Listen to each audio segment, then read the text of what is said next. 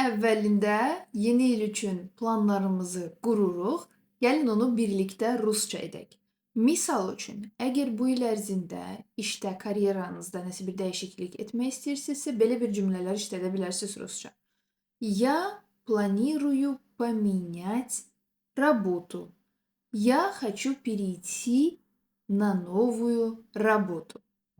Əgər ailə qurmağı düşünürsünüzsə, o zaman kişilər deyəcək Я хочу жениться və yaxud я женюсь. Qadınlar deyəcək Я выйду замуж в этом году. Köçmək istəyirsinizsə, deyəcəksiniz Я перееду. Yeni mənzilə və yaxud yeni şəhərə, ölkəyə də ola bilər. Я перееду в новую квартиру. Я перееду в другую страну və yaxud я перееду в другой город.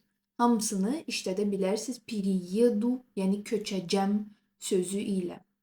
Səyahətlə bağlı hər hansısa planlarınız varsa, o zaman burada da oxşar bir söz, fe'l işlədə bilərsiniz. Перееду yox, поеду deyəcəksiniz. Например, я поеду в Казахстан, пусть будет. Или я полечу в Америку. Полечу artıq təyyarə ilə gedəcəksinizsə, o zaman işlədəcəksiniz. Я полечу в Америку.